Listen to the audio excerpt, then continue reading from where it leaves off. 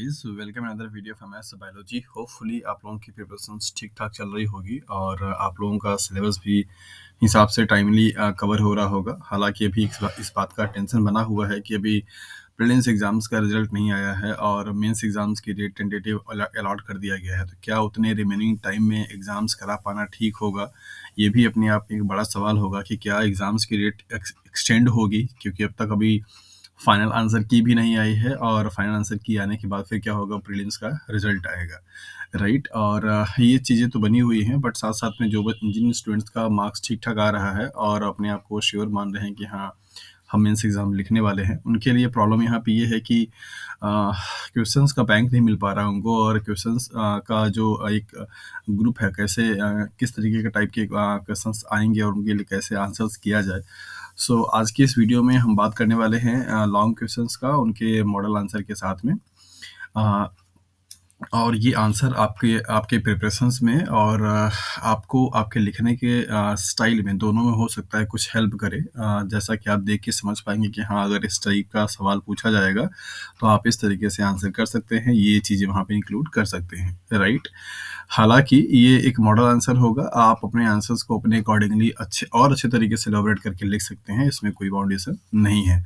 सो ये सिर्फ एक टेम्पलेट होगा आपको अपने आंसर्स को देखने के लिए कि आप जो आंसर्स लिख रहे हैं और उसमें और क्या चीज़ें आप इम्प्रूवमेंट कर सकते हैं, और जिससे कि आपका बेटर इंप्रेशंस पड़े एग्जामिनर के तरफ से, राइट। सो अगर आप भी CGPT या मेंस बायोटेक्नोलॉजी और बायोकेमिस्ट्री सब्जेक्ट से प्रिपरेशंस कर रहे हैं, तो ये दोनों ही कैटेगरी के कैंडिडेट्स के लिए वीडियो है, क्योंकि यहाँ पे जो इन क्वेश्चंस को हम लोग डिस्कस करने वाले हैं वो सारे टॉपिक्स दोनों ही के सिलेबस में क्या है, कॉमन है। सो चलिए स्टार्ट करते हैं, देखते हैं कौन कौन से आज के लिए आपके क्वेश्चंस हैं और आपने उनका आंसर्स क्या दिया हुआ है, और ये देख करके आप एनालाइज कर पाएँ कि हाँ, आपने जो आंसर्स लिखे हुए हैं उसमें से कितनी चीज़ें और इम्प्रूव आप कर पाएंगे। सो बने रहिए, देखते हैं आज का सवाल क्या है। नंबर पहला है, that is what is the need of replications. First of all हम आपको सारे क्वेश्चंस दिखा देते हैं, फिर इसके बाद आपको आंसर्स पे हम लोग लेके चलेंगे। ये मॉलिक्यूलर बायोलॉजी के क्वेश्चंस हैं और यहाँ पे आपको नंबर पहला सवाल है, that is what is the need of DNA रेप्लिकेशंस। DNA रेप्लिकेशंस की रिक्वायरमेंट क्या है, या इसको अगर सिंपल भाषा में पूछे तो सिग्निफिकेंस पूछ रहा है आपसे कि क्या सिग्निफिकेंस है DNA रेप्लिकेशंस का, आप इसको कैसे बताएंगे। When DNA replications replicates during cell cycle, cell cycle के टाइम पे DNA रेप्लिकेशंस कब होता है, क्या पूरे इंटायर सेल साइकिल में होता रहता है या कोई पर्टिकुलर फेज है। और ये सवाल दोनों के लिए है, दैट मीन्स प्रोकैरियोटिक के लिए भी है और यूकैरियोटिक के लिए भी है, राइट। सो मोस्ट प्रोबेबली कि यूकैरियोटिक के लिए सबको आइडिया होगा कि सेल साइकिल होती है और सेल साइकिल किसी एक पर्टिकुलर फेज में पाया जाता है, बट प्रोकैरियोटिक के केस में अगर बात किया जाए तो थोड़ा सा प्रॉब्लम होता है। ऐसा लगता है कि DNA रेप्लिकेशंस पूरे टाइम पे होता रहता है, बट एग्जैक्टली वैसा नहीं है। जानेंगे आज की क्लास में कि ये प्रोकैरियोटिक के केस में कौन सा, क्या प्रोकैरियोटिक के केस में भी कोई ऐसा सेल साइकिल जैसा कॉन्सेप्ट है, क्योंकि वहाँ पे डिवीजन तो ना ही माइटोसिस होती है ना ही मियोसिस होती है, राइट। वहाँ पे तो आपने पढ़ा कि बाइनरी फिजन और माइटोटिक डिवीजन होता है, तो क्या उस माइटोटिक डिवीजन में भी कोई फेजेस होते हैं, और क्या माइटोटिक डिवीजन के टाइम पे, अमाइटोटिक डिवीजन के टाइम पे DNA रेप्लिकेशंस बैक्टीरिया केस में हमेशा होता रहता है या फिर कोई पर्टिकुलर स्पेस है, फेज है, तो उनके बारे में भी जानेंगे। अगला सवाल है, are the parent DNA strand completely unbound before each is replicated. पूछ रहा है कि क्या पूरा का पूरा DNA जो आपका इस तरीके से बाउंडेड फॉर्म में है हाइड्रोजन बॉन्ड से, क्या DNA रेप्लिकेशन होने से पहले पहले ये पूरा सेपरेट हो जाएगा, तब जाकर DNA रेप्लिकेशन होना स्टार्ट होगा, ऐसा होगा।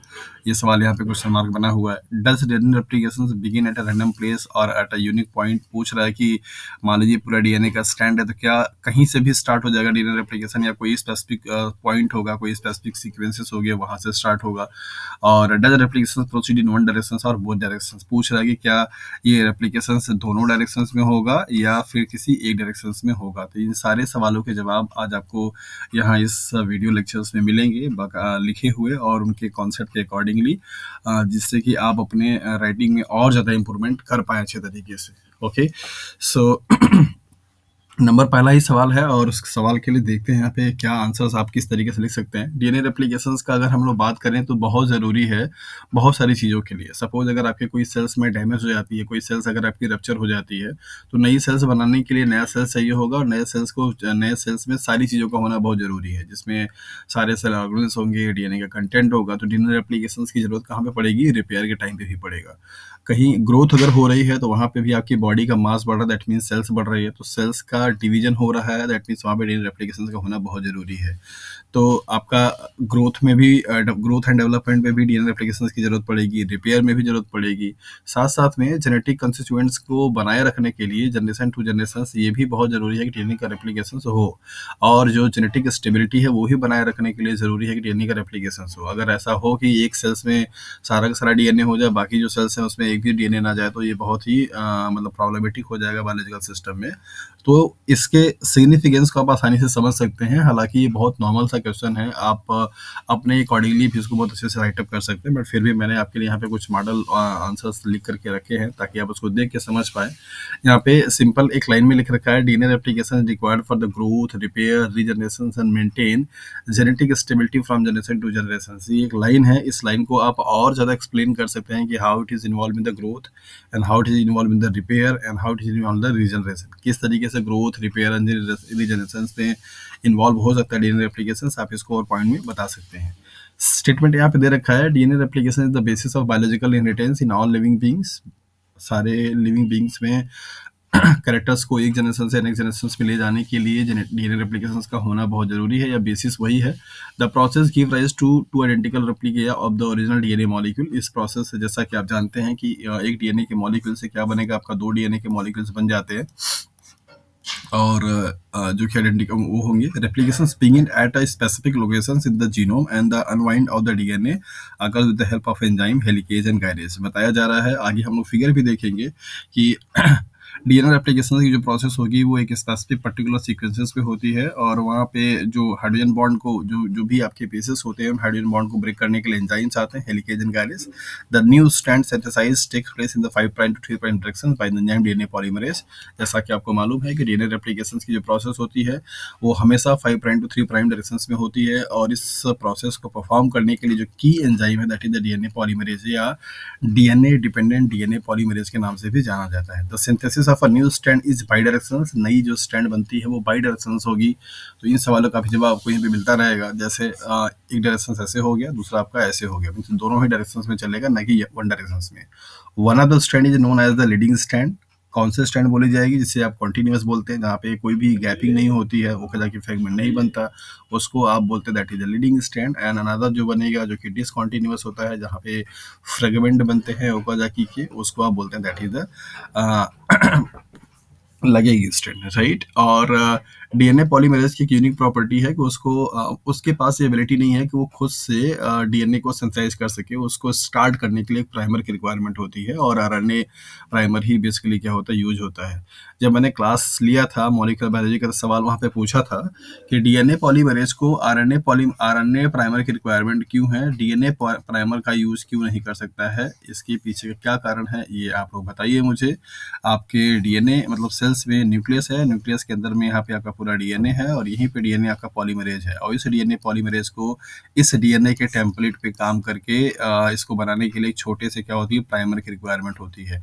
प्राइमर दोनों ही हो सकते हैं, डीएनए भी हो सकता है, आरएनए भी हो सकता है, बट आप पढ़े होंगे और आपको जानकारी है, नहीं है तो आप जान लीजिए कि डीएनए पॉलीमरेज आरएनए को ही आरएनए प्राइमर के रूप में यूज करता है। तो सवाल मेरा यही है कि क्यों डीएनए पॉलीमरेज डीएनए प्राइमर को नहीं यूज करता और आरएनए प्राइमर को यूज करता है, और क्या इसका एडवांटेज है, क्या यहाँ पे कुछ प्रॉब्लम हो जाएगी अगर डीएनए पॉलीमरेज को डीएनए प्राइमर के रूप में डीएनए प्राइमर अगर दिया जाए यूज करने के लिए, तो राइट। तो इन सवालों को भी आप देखते रहिए और उनके भी जवाब आप देखिए। और दूसरा जो आपसे पूछा जाता है ओकाजाकी फ्रेगमेंट, सो ओकाजाकी फ्रेगमेंट में कभी कभी पूछा था इनके कॉन्स्टिट्यूएंट्स क्या क्या होते हैं, क्या सिर्फ डीएनए होता है, या डीएनए प्लस आरएनए होता है, या सिर्फ आरएनए होता है, तो आप इनको भी बताइए। अगर आपने पढ़ा है सही तरीके से तो ऑप्शन से आपको आइडिया होगा कि ओकाजाकी फ्रेगमेंट कैसे बनता है और क्या क्या चीज़ें इसमें होती हैं। तो ये दो सवाल मैं आपके लिए यहाँ पर ड्रॉप कर रहा हूँ, आप अपनी प्रिपरेशन कर रहे हैं मॉलिक्यूलर बायोलॉजी के, तो इन सवालों का जवाब दीजिए। पहला सवाल है कि आरएनए प्राइमर ही क्यों यूज कर रहा है DNA polymerase in the process of DNA replication, why not DNA primer. दूसरा सवाल मेरा ये है कि what is the chemical constituents of Okazaki fragment, it is composed of only DNA, only RNA, और both DNA plus RNA. Okay, so आगे move करेंगे हम लोग आगे की तरफ और देखेंगे यहाँ पे। So the two copies of the DNA which are synthesised are equally distributed to the two new cells which are formed after cell division.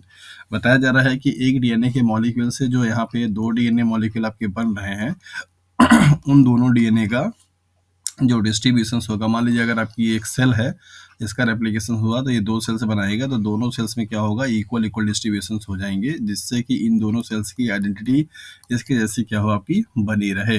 मतलब जो जेनेटिक स्टेबिलिटी की बात मैं कर रहा था, वो जेनेटिक स्टेबिलिटी यहाँ पे क्या हो, बना रहे। तो डीएनए रेप्लिकेशंस का प्रोसेस सेल डिवीजन के टाइम पे होता है, और जैसा कि आपको मालूम है कि एक सेल के डिवीजन होने से 2 सेल्स बनते हैं, तो उन दोनों सेल्स में इक्वल इक्वल नंबर में डीएनए का कंटेंट ट्रांसफर हो सके, दैट इज वाई डीएनए का रेप्लिकेशन होना बहुत ही जरूरी है। ओके, सिग्निफिकेंस यहाँ पे दिया जा रहा है, the same copy of the DNA with the gene is distributed in all the cells of the body. आपको यहाँ पे बताया जा रहा है कि इनका इंपॉर्टेंस क्या है, मतलब कि आपकी बॉडी में जितने भी नंबर ऑफ सेल्स हैं, सारे सेल्स में सेम अमाउंट ऑफ डीएनए जाए, और उन डीएनए पे पाए जाने वाले जो जीन हैं, सबका इक्वली इक्वली प्रॉपर तरीके से क्या हो, डिस्ट्रीब्यूशन हो। ऐसा ना हो कि किसी सेल्स में ज़्यादा डीएनए चला जाए, किसी में कम चला जाए। अगर ऐसा होगा तो एबनॉर्मलिटीज कॉज करेगा, जिससे कि एबनॉर्मल फेनोटाइपिक कैरेक्टर क्या होंगे, बॉडी में अपीयर होंगे, जो कि आपको नॉर्मल बना करके रखने में असमर्थ होगा, मीन्स आप नॉर्मल नहीं रह पाएंगे। This makes all the cells of the body to have the same genetic material. और डीएनए के रेप्लिकेशन होने का एक ये भी एडवांटेज है कि इसकी वजह से बॉडी के सारे सेल्स में जेनेटिक जो मटेरियल है वो क्या होता है, सेम होता है। तो इस तरीके के आंसर्स को, क्वेश्चंस के आंसर्स को आप ऐसे लिख सकते हैं, उनको बता सकते हैं। आप यहाँ पे फिगर भी अपने हिसाब से इंक्लूड कर सकते हैं।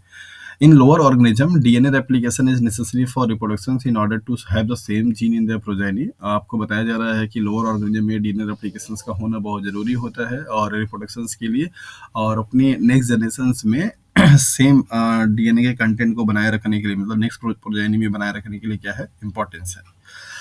सो दूसरा सवाल है, when DNA replication during cell cycle. Cell cycle के टाइम पे डीएनए रेप्लिकेशन कब होता है, ये सवाल आपसे यहाँ से पूछा जा रहा है, राइट। स्टेटमेंट है, in prokaryotic DNA replications occur during C stage of a cell cycle ICD model.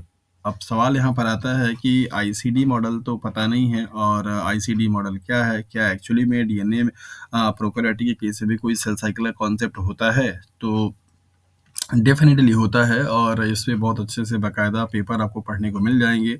अगर आपने अब तक नहीं देखा है या नहीं जाना है कहीं से कि आईसीडी मॉडल क्या होता है, तो आप गूगल कर लीजिए। आपके पास अगर बुक नहीं है, मोस्ट नॉर्मली ऐसे बुक्स में आपको ये पढ़ने को नहीं मिलेगा।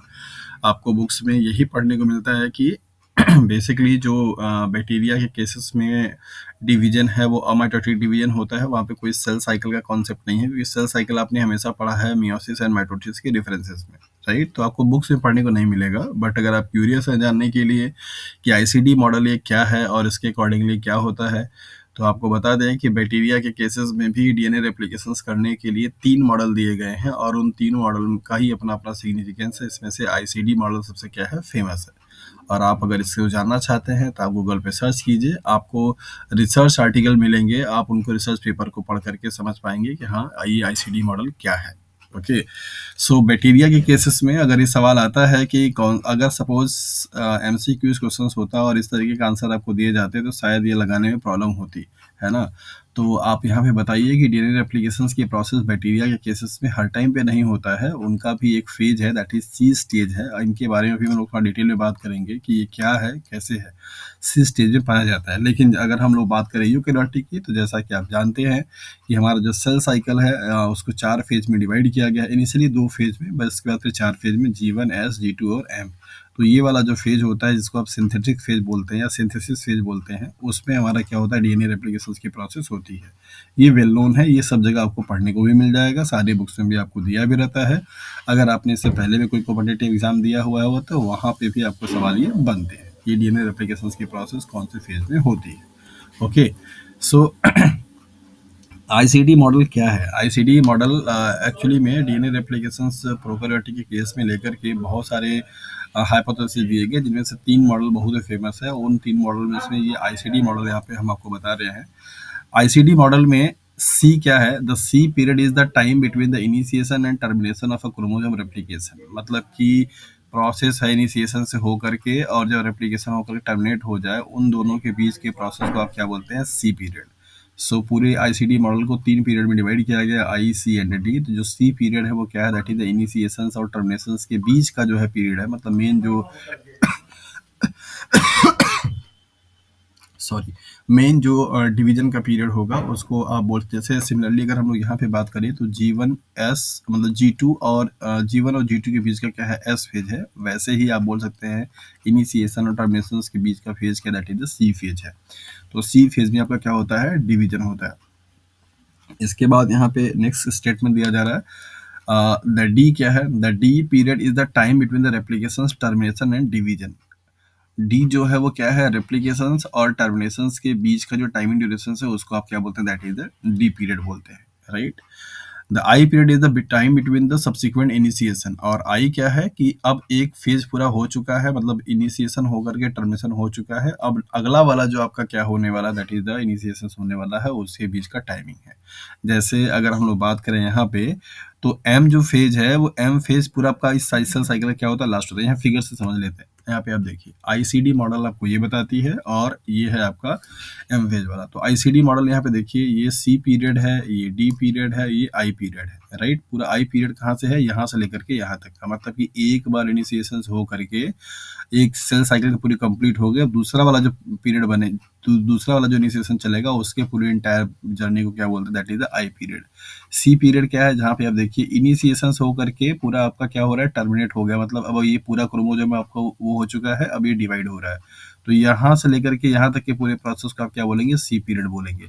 जबकि जब टर्मिनेशन जो होकर के जो डिवीजन हुआ है उसके पीरियड को आप क्या बोलेंगे, that is the D period बोलेंगे। अब ये पूरा आपका क्या होगा, सेल्स बन जाएगा, पूरी जो सेल्स बन गई यहाँ से लेकर के यहाँ तक के पीरियड को आप क्या बोलेंगे, आई पीरियड बोलेंगे। तो यहाँ पे आप देख लीजिए इंडिकेट किया गया है, बर्थ है, इनिशिएशन है, टर्मिनेशन है, डिवीजन है, फिर से इनिशिएशन। ये मदर सेल्स है, ये डॉटर सेल्स है। तो होपफुली कि ये आईसीडी मॉडल का जो ये फिगर है वो आपको समझाने में बहुत हेल्प करेगा कि एक्चुअली में आईसीडी मॉडल क्या है और किस तरीके से होता है। तो कोई सेल्स है, सेल्स में डीएनए रेप्लिकेशन की प्रोसेस इनिशिएट हुई और ये सेल साइकिल के सारे फेजेज हैं। सो इनिशिएशन से लेकर के टर्मिनेशन तक की जो प्रोसेस होगी उसको सी पीरियड, टर्मिनेशन से लेकर के डिवीजन तक की प्रोसेस को बोलेंगे डी पीरियड, और यहाँ से लेकर के यहाँ तक की पूरी प्रोसेस को क्या बोलेंगे, that is the I period. Similarly जैसे कि अगर हम लोग, ये है आपका प्रोकैरियोटिक के लिए मीन्स बैक्टीरिया के लिए, और ये है आपका that is the eukaryotic means eukaryotic cells जैसे प्लांट सेल्स, एनिमल सेल्स के लिए। यहाँ पे अगर हम लोग बात करें तो इस पूरे सेल साइकिल को यहाँ से देखा जाए तो यहाँ से लेकर के यहाँ तक के फेज को आप इंटरफेज में क्या करते हैं, कैटेगराइज करते हैं, क्या बोलते हैं, इंटरफेज। और इस इंटरफेज को आप बेसिकली क्या बोलते हैं, प्रिपरेटरी फेज, क्या बोलते हैं, प्रिपरेटरी फेज। और ये जो फेज होती है वो एक्चुअल में क्या है, माइटोटिक फेज है, मीन्स डिवीजन फेज है। यहाँ पे अगर एक सेल्स आप लेके चले थे तो यहाँ पर आपको क्या होगा, दो सेल्स जो है वो मिल जाती है, ये मदर सेल्स है, ये डॉटर सेल्स है, राइट। सो डिवीजन से पहले यहाँ पे क्या होता है, रेप्लिकेशन की प्रोसेस होती है। G1 फेज जैसा कि आप गैप फेज बोलते हैं, यहीं पे भी आपका एक G0 फेज भी होता है जो कि आपको यहाँ पे सेल साइकिल में दिखाया नहीं जा रहा है, रेस्ट फेज जिसको बोला जाता है। जो सेल्स G1 फेज में काम क्या होगा, G1 फेज में बेसिकली वो सारे काम होते हैं जिन काम की जरूरत, मतलब वो सारे एंजाइम्स प्रिपेयर हो जाएंगे, वो वॉल्यूम चेंज हो जाएगा, जिससे कि अब वो सारे एंजाइम्स आपका एस फेज में क्या है, मीन्स डीएनए रेप्लिकेशन में इन्वॉल्व होने वाले हैं, राइट। तो जीवन फेज में बेसिकली वो सारे प्रोसेस परफॉर्म किए जाते हैं जिनकी ज़रूरत अब एस फेज में क्या है, होने वाली, मतलब डीएनए रेप्लिकेशंस होने वाला है। सो सेल्स अपने आप को बायोकेमिकली उन सारे बायोमोलिक्यूल्स को सिंथेसाइज करता है जिनकी नीड अब अगले फेज में होने वाली है, मीन्स डीएनए रेप्लिकेशंस में इन्वॉल्व होने वाले हैं, राइट। अब सपोज कीजिए यहाँ पे बहुत सारे सेल्स होते हैं जो कि इस फेज में जा रहे हैं। अगर किसी भी सेल्स में ये लगता है कि वो सारा प्रोसेस कंप्लीट नहीं हो पाया है, जिस प्रोसेस की रिक्वायरमेंट अब आगे होने वाली है, तो यहाँ पे जो आपके चेक पॉइंट होंगे वो यहीं पे इसको क्या करेंगे, रोक देंगे। रोक करके इसको क्या करेंगे, हाल्ट कर देंगे कि भैया आप यहाँ पे G0 फेज में जाइए, आप रेस्ट कीजिए, अपने आप को प्रिपेयर कीजिए, फिर से आप आके रिज्यूम कीजिए यहाँ पे, और फिर आप आकर के आगे प्रोसीड होइए, राइट। तो ये चीज़ें जो है वो चलती रहती हैं, जिसको कि ये मैंने आपको सेल बायोलॉजी में पढ़ाया है बहुत अच्छे तरीके से कि चेक पॉइंट्स का क्या सिग्निफिकेंस होता है और कैसे चेक पॉइंट के डिस्टर्ब हो जाने से आपकी सेल्स में एबनॉर्मलिटीज आ जाती है, इसको कि आप कैंसर्स के नाम से भी जानते हैं। सवाल मैंने पूछा था कि जैसे सब लोग बोलते हैं कि हाँ कैंसर्स म्यूटेशंस की वजह से होता है, तो क्या सारे म्यूटेशंस कैंसर कॉज करेंगे, तो आंसर इज नो, राइट। तो वो टॉपिक को मैंने वहाँ पे डिस्कस किया है, अगर आपने वो वीडियो नहीं देखा है तो आप उसको देख लीजिएगा। और तो आपको वहाँ बस क्लियर हो जाएगा, राइट। तो यहाँ पे जीवन फेज में वो सारे काम होंगे जो कि रेप्लिकेशंस की रिक्वायरमेंट होगी। तो सेल्स पूरी तरीके से मैच्योर होकर क्या करती है, यहाँ से पास आउट होती है। अब यहाँ पे पूरा क्या होगा, आपका डीएनए का रेप्लिकेशन होगा, मतलब एक डीएनए के मॉलिक्यूल से क्या बनेगा, 2 डीएनए मॉलिक्यूल बन जाएगा। अब डीएनए रेप्लिकेशंस की पूरी प्रोसेस परफॉर्म होगी। यहाँ पे भी अगर कोई प्रॉब्लम अगर नजर आता है तो यहाँ पे भी चेक पॉइंट होंगे जो कि इसको रोक देंगे।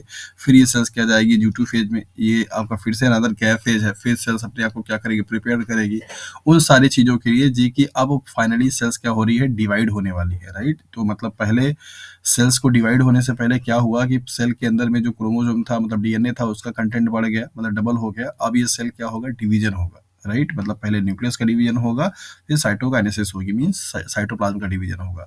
तो डिवीजन में इंटर करने से पहले सारे प्रोसेस को यहाँ तक क्या किया जाता है, कंप्लीट किया जाता है। दैट इज वाई इसको आप बोलते हैं प्रिपरेटरी फेज, राइट।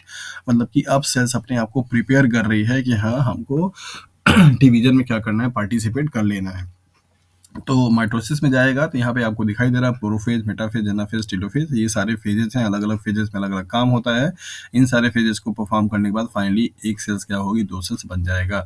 2 सेल्स जो बनेगा उसमें सारी चीज़ें क्या होंगी, इक्वल इक्वल होंगी। लाइक अगर ऑर्गेनेल्स की बात करें तो सारा mitochondria, chloroplast, Golgi body, endoplasmic reticulum, mito, ये सारी चीज़ें क्या होंगी, रेप्लिकेट प्रॉपर तरीके से हो जाएंगी। तो सारे आपके ऑर्गेनेल्स का भी रेप्लिकेशन एज वेल एज आपके डीएनए के कंटेंट का रेप्लिकेशन, ये सब कुछ यहाँ पे क्या होता है, परफॉर्म हो जाता है। सो आपसे सवाल पूछा गया था कि क्या कोई स्पेसिफिक पीरियड में होता है, तो यस आपको आंसर देना है। बैक्टीरिया के लिए क्या है, सी पीरियड है, और यूकेरियोटिक के लिए क्या है, एस पीरियड है, जिस पेज में आपको होता है। तो ऐसे आप फिगर बनाइए, फिगर बना करके उनको एलोबरेट कीजिए, बताइए। तो शायद मतलब आपकी कॉपी देख करके एग्जामिनर को लगेगा कि डेफिनेटली आपके पास नॉलेज है और आपने बहुत अच्छे तरीके से एलोबरेट कर दिया है। आप यकीन मानिए कि अगर आप ऐसे बैक्टीरिया के केसेस में डिवीजन को दिखाने के लिए अगर ये फिगर बना करके ऐसे आप बता पाते हैं, तो दुनिया का कोई भी एग्जामिनर होगा आपका नंबर काट नहीं पाएगा। इस बात की गारंटी मेरी है। तो आप उसको ढंग से इस तरीके से आप लिखिए, अगर डीएनए रेप्लिकेशंस के बारे में बात कर रहा है कि कौन से फेज में हो रहा है या नहीं हो रहा है। ओके, चलिए कुछ और स्टेटमेंट देख लेते हैं जो कि आपके इंफॉर्मेशन में काफ़ी चीज़ें ऐड करेगा और आपको समझने में भी हेल्प मिलेगी।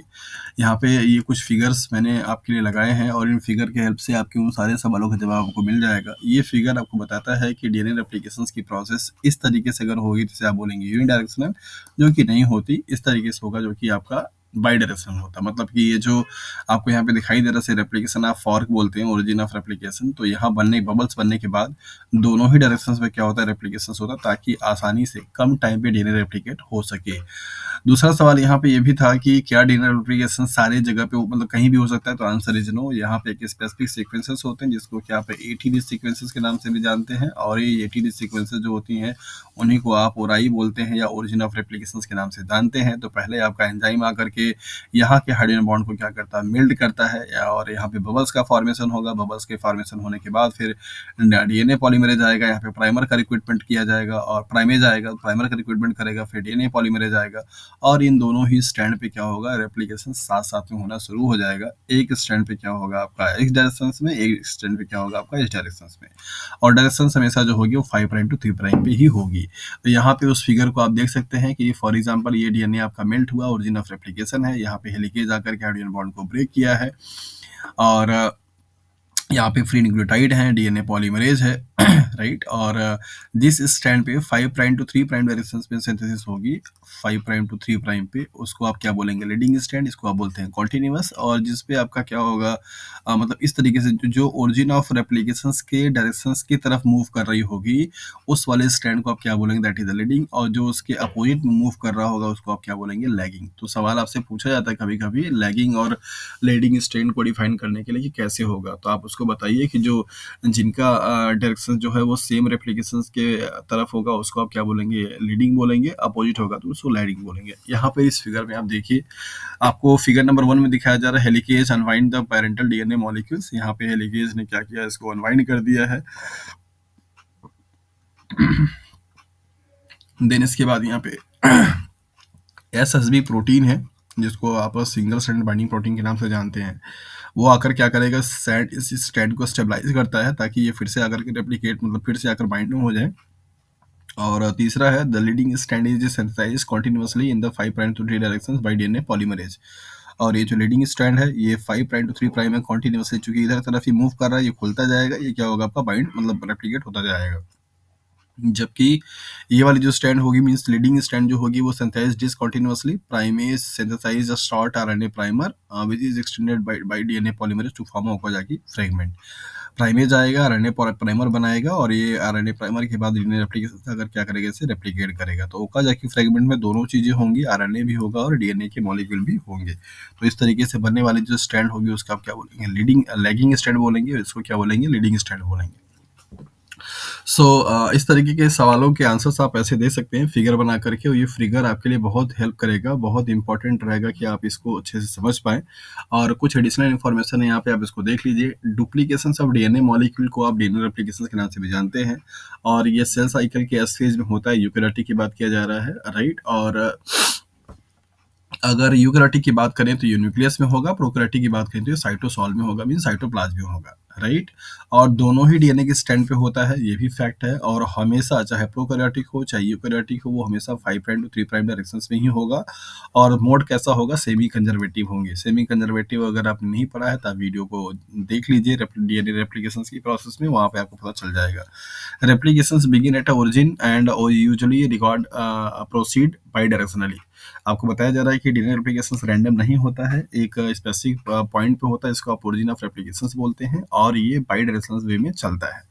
द कॉन्टिन्यूअस स्ट्रैंड और leading strand is the one in which 5 prime to 3 prime synthesis in the same direction as replications fork movement.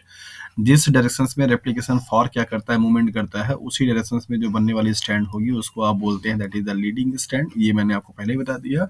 जबकि जो उसके अपोजिट में होगी उसे आप क्या बोलेंगे, that is the lagging strand बोलेंगे, और यहाँ पे ओकाजाकी फ्रेगमेंट का फॉर्मेशन होगा। तो ओकाजाकी फ्रेगमेंट कहाँ पे बनेगा, लैगिंग स्ट्रैंड में। लैगिंग स्ट्रैंड क्या होगी, जो कि डिसकंटिन्यूअस होगी, जो कि रेप्लिकेशन फॉर के क्या होगा, अपोजिट डायरेक्शन से मूव करेगा। तो ये सारे